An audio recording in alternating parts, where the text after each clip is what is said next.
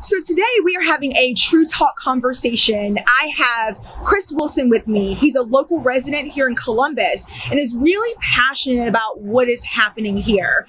So Chris, thank you for being here with me today. I appreciate it. Absolutely. Thank you for having me. Thanks. Tell our viewers a little bit about you first so they kind of know just how you came to Columbus and a little bit about you. Sure, yeah. So I moved to Columbus here about 18 months or so ago for work from Brooklyn, New York, where I was working in financial technology, media relations for up-and-coming startups in banking, tech, insurance, tech, a lot of the buzzwords, which have a little causticity to them around when I hear them too much now. But as a former propagator of it, it's a little much, So, but with that, and so before then, I was in Washington, D.C. for 13 years, where the majority of that time, 8 years, was working with investment management firms with their media and PR relations with the media, with New York Times, Bloomberg, CNBC, Wall Street Journal, all of the major outlets that would be considered the high-profile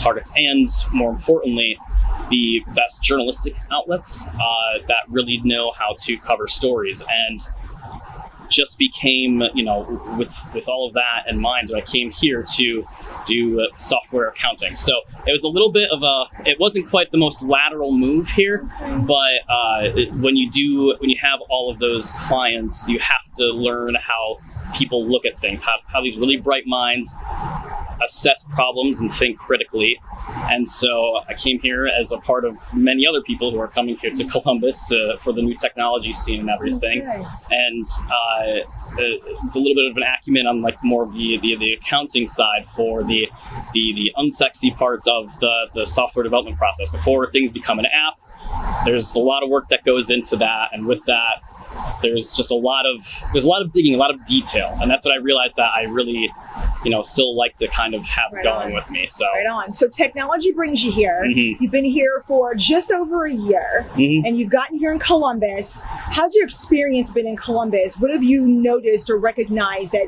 maybe has pulled in some of the work that you and I have been talking about that you're doing? So I came into Columbus. I moved in with my sister and brother-in-law and nephews up into Upper Arlington at first, while I looked for an apartment. And even though I'm coming from Brooklyn and DC, areas of higher rents and everything else, I was assuming I'd be getting a little bit of a price break around things, and I was to an extent, but it really wasn't as much as I really thought. When I was looking in Short North, Grandview, over in Italian Village, kind of the areas that you see on the brochures and everything, right? I didn't want to, be too far outside because I'm used to more of an urban environment, and I'm comforted in an apartment building. Yes. I like that. And as time went on, I became more familiar with the area. I realized I was only going to these same few areas.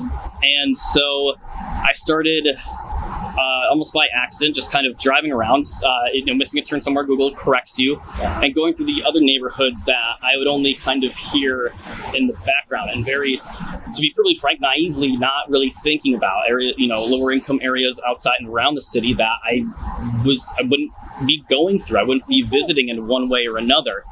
And it was in that moment, I just had to call myself on. I'm like, man, there's a lot more about this area that you just moved to that I enjoy and I really like, but you need to take in the bad with the good. It can't all be roses. And so I started paying attention a little bit more to the local news, and from a more critical eye that I was used to doing, with all of my old media clients and everything, but from less of a branding promotion, or we want our clients to be experts noted in this area.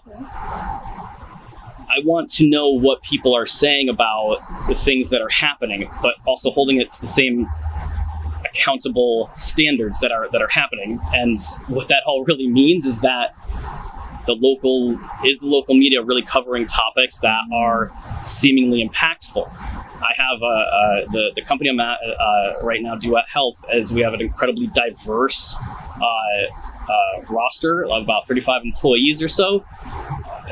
every age, ethnicity, background is amongst the staff there, and I like to talk to people, and after doing a little bit more of that and seeing more of the city, I'm just like, I feel like there's a lot of different stories coming around. And so one of the things that we had talked about earlier in particular was the opportunity zones. Yes. And what that is really just, it was passed at the federal level. I think Cory Booker and co-sponsored by another Republican senator. That was ideally in a way for people to be able to invest money in areas all across the country that were not, that did not meet certain economical standards. So they didn't have a good tax base. There was lower income. They needed, these areas did not have great schools, or the property tax values had been lowering. And it was a way for appreciation to happen to help revitalize these areas, right? Yeah, that's the rosy intention of it, right? So let's talk about what you feel is not the rosy side of things, then. Yeah, I mean the rosy intention of that, and there has been some, been some okay, reporting on it lately, less from the media, more from like local public watchdogs. But there are the negative side of the other side of the coin is that as money is coming in and you are investing now in these areas, maybe even just like a few blocks up from here where we see adjacent to construction that maybe is next there, these houses and these projects are only going to be made available to those who are already kind of moving into the higher income areas. If anything, we're creating more capacity for more higher income people to come in. But the other side of the coin is that what happens to the people who are there? Feels like it's a little bit disingenuous and dishonest to really, there's not really a plan to make, after these capital improvements and the investors who put in money and save taxes on it by how long they leave it in there, right? They will make money. The developers with the contracts will make money, and those who have the money to spend will be able to afford new areas and new real estate. But how does that improve those current residents or those current businesses? Like, what happens with that? Where's the rest of that accountability? And that can get lost. And that's a conversation that's very real right now. I'm in real estate, and so there's two sides to this, right? Being born and raised here in Columbus, love seeing growth, love seeing development, love seeing appreciation happening. I own a home, so appreciation is nice, right? Home values increase, that's wonderful. The flip side is what you're speaking of, and it's the term gentrification. We hear it a lot.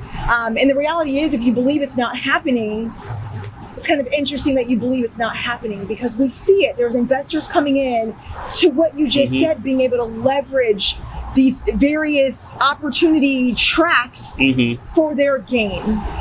If I can say it this way, you have an outsider perspective, right? You weren't born and raised here, right? No. What's your kind of take on what you're seeing in the sense of gentrification and what that's looking like right now?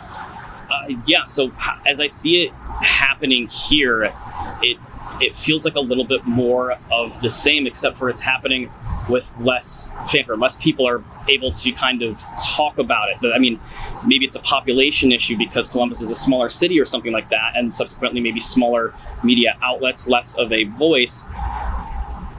People aren't really talking about it, and people, it's always the rosy part. Yes, like, okay, we're going to have new buildings, new developments, but who gets the opportunity to come into those? Who gets the ability to come in? There's no scale, there's no fulcrum system of anything that, like, okay, like, if we're going to build this community, and maybe there's like an addendum to Section 8, provisions and everything that will allow these newly developed areas to then be a part of it. But right now, within the opportunity structure and financing of it, it's not conditioned for that. It's left up to each of the local municipalities to allow to do that, and that's based on whether or not the developer has a good relationship in one way or another. And it's just the incentives are just the wrong way, and the current residents, who should be some of the biggest benefactors of having been lived in an area without the same infrastructure that has been afforded to different parts of the city, is now getting new money in it, and now is no longer capable of being a benefactor of it, and having that available. It goes into something that I speak about probably every week in real estate is affordable housing. You know, these big developments go in, there's always this term around affordable housing, but what does that really look like? Is it truly affordable? Like you said, for the residents who are living there, who are already vested in those communities. You and I have a whole nother conversation that we could have, but we're gonna have to get you back on the show so we can finish that conversation. Absolutely. So Chris, I appreciate having you here today. Appreciate your perspective as an outsider, but very much now a local resident. Yeah. Welcome absolutely. to Columbus. Thank you. Thank you for being on the True Talk Show. Thank you so really much. Appreciate it. I appreciate that. Thank you.